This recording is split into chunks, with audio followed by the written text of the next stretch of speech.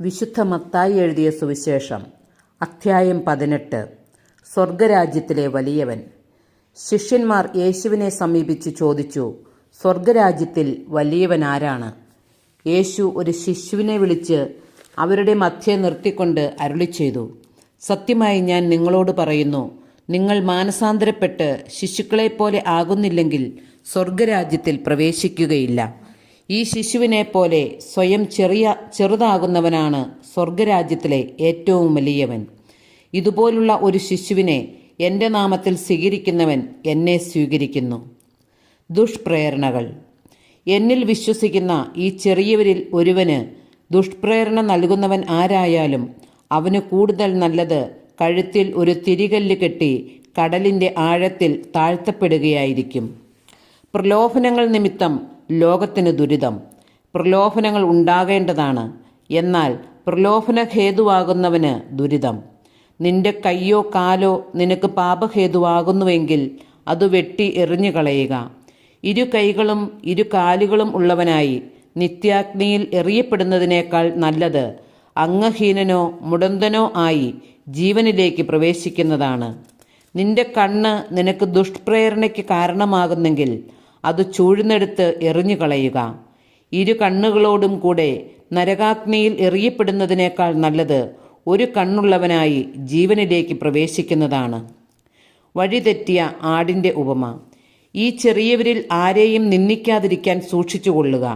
സ്വർഗത്തിൽ അവരുടെ ദൂതന്മാർ എൻ്റെ സ്വർഗസ്ഥനായ പിതാവിൻ്റെ മുഖം എപ്പോഴും ദർശിച്ചുകൊണ്ടിരിക്കുകയാണെന്ന് ഞാൻ നിങ്ങളോട് പറയുന്നു. നിങ്ങൾക്ക് എന്തു തോന്നുന്നു? ഒരാൾക്ക് 100 ആടുകൾ ഉണ്ടായിരിക്കെ അതിലൊന്ന് വഴിതെറ്റിപ്പോയാൽ 99നെയും മലയിൽ വിട്ടിട്ട് അവൻ വഴിതെറ്റിയതിനെ അന്വേഷിച്ചു പോകയില്ലേ? കണ്ടെത്തിയാൽ അതിനെക്കുറിച്ച് വഴിതെറ്റിപ്പോകാത്ത 99നെക്കുറിച്ച് എന്നതിനേക്കാൾ അവൻ സന്തോഷിക്കുമെന്ന് സത്യമായി ഞാൻ നിങ്ങളോട് പറയുന്നു. ഇതുപോലെ ഈ ചെറിയവരിൽ ഒരുവൻ പോലും നശിച്ചു പോകാൻ എൻ്റെ സ്വർഗസ്ഥനായ പിതാവ് ഇഷ്ടപ്പെടുന്നില്ല. പരസ്പരം തിരുത്തുക. നിന്റെ സഹോദരൻ തെറ്റു ചെയ്താൽ നീയും അവനും മാത്രമായിരിക്കുമ്പോൾ ചെന്ന് ആ തെറ്റ് അവന് ബോധ്യപ്പെടുത്തി കൊടുക്കുക. അവൻ നിന്റെ വാക്കു കേൾക്കുന്നെങ്കിൽ നീ നിന്റെ സഹോദരനെ നേടി.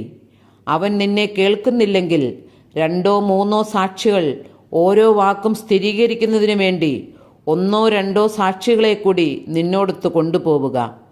അവൻ അവരെയും അനുസരിക്കുന്നില്ലെങ്കിൽ സഭയോട് പറയുക. സഭയെപ്പോലും അനുസരിക്കുന്നില്ലെങ്കിൽ അവൻ നിനക്ക് വിജാതീയനെ പോലെയും ചുങ്കക്കാരനെ പോലെയും ആയിരിക്കട്ടെ. സത്യമായി ഞാൻ നിങ്ങളോട് പറയുന്നു, നിങ്ങൾ ഭൂമിയിൽ കെട്ടുന്നതെല്ലാം സ്വർഗത്തിലും കെട്ടപ്പെട്ടിരിക്കും, നിങ്ങൾ ഭൂമിയിൽ അഴിക്കുന്നതെല്ലാം സ്വർഗത്തിലും അഴിക്കപ്പെട്ടിരിക്കും. വീണ്ടും ഞാൻ നിങ്ങളോട് പറയുന്നു, ഭൂമിയിൽ നിങ്ങളിൽ 2 പേർ യോജിച്ച് ചോദിക്കുന്ന ഏതു കാര്യവും എൻ്റെ സ്വർഗസ്ഥനായ പിതാവ് നിറവേറ്റിത്തരും. എന്തെന്നാൽ 2 or 3 പേർ എൻ്റെ നാമത്തിൽ ഒരുമിച്ച് കൂടുന്നിടത്ത് അവരുടെ മധ്യേ ഞാൻ ഉണ്ടായിരിക്കും. നിർദ്ദയനായ ഭൃത്യൻ്റെ ഉപമ. അപ്പോൾ പത്രോസ് മുന്നോട്ട് വന്ന് അവനോട് ചോദിച്ചു, കർത്താവേ, എന്നോട് തെറ്റ് ചെയ്യുന്ന എൻ്റെ സഹോദരനോട് ഞാൻ എത്ര പ്രാവശ്യം ക്ഷമിക്കണം? 7 പ്രാവശ്യമോ? യേശു അരുളിച്ചെയ്തു, 7 എന്നല്ല 70 പ്രാവശ്യം എന്ന് ഞാൻ നിന്നോട് പറയുന്നു. സ്വർഗരാജ്യം തൻ്റെ സേവകന്മാരുടെ കണക്ക് തീർക്കാൻ ആഗ്രഹിച്ച ഒരു രാജാവിന് സദൃശം. കണക്ക് തീർക്കാൻ ആരംഭിച്ചപ്പോൾ 10,000 താലന്ത് കടപ്പെട്ടിരുന്ന ഒരുവനെ അവർ അവൻ്റെ മുമ്പിൽ കൊണ്ടുവന്നു. അവന് അത് വീട്ടാൻ നിർവാഹമില്ലാതിരുന്നതുകൊണ്ട് അവനെയും ഭാര്യയെയും മക്കളെയും അവൻ്റെ സമസ്ത വസ്തുക്കളെയും വിറ്റ് കടം വീട്ടാൻ യജമാനൻ കൽപ്പിച്ചു. അപ്പോൾ സേവകൻ വീണ് നമസ്കരിച്ചുകൊണ്ട് പറഞ്ഞു, പ്രഭോ, എന്നോട് ക്ഷമിക്കണമേ, ഞാൻ എല്ലാം തന്നു വീട്ടിക്കൊള്ളാം. ആ സേവകൻ്റെ യജമാനൻ മനസ്സലിഞ്ഞ് അവനെ വിട്ടയക്കുകയും കടം ഇളച്ചു കൊടുക്കുകയും ചെയ്തു. അവൻ പുറത്തിറങ്ങിയപ്പോൾ തനിക്ക് 100 ദനാറ നൽകാനുണ്ടായിരുന്ന തൻ്റെ സഹസേവകരിൽ ഒരുവനെ കണ്ടുമുട്ടി. അവൻ്റെ കഴുത്തു പിടിച്ച് ഞെരിച്ചുകൊണ്ട് അവൻ പറഞ്ഞു, എനിക്ക് തരാനുള്ളത് തന്നു തീർക്കുക. അപ്പോൾ ആ സഹസേവകൻ അവനോട് വീണപേക്ഷിച്ചു, എന്നോട് ക്ഷമിക്കണമേ, ഞാൻ തന്നു വീട്ടിക്കൊള്ളാം. എന്നാൽ അവൻ സമ്മതിച്ചില്ല. കടം വീട്ടുന്നതുവരെ സഹസേവകനെ അവൻ കാരാഗൃഹത്തിലിട്ടു. സംഭവിച്ചതറിഞ്ഞ് മറ്റു സേവകന്മാർ വളരെ സങ്കടപ്പെട്ടു. അവർ ചെന്ന് നടന്നതെല്ലാം യജമാനനെ അറിയിച്ചു. യജമാനൻ അവനെ വിളിച്ചു പറഞ്ഞു, ദുഷ്ടനായ സേവക, നീ എന്നോട് കേണപേക്ഷിച്ചതുകൊണ്ട് നിന്റെ കടമെല്ലാം ഞാൻ ഇളച്ചു തന്നു.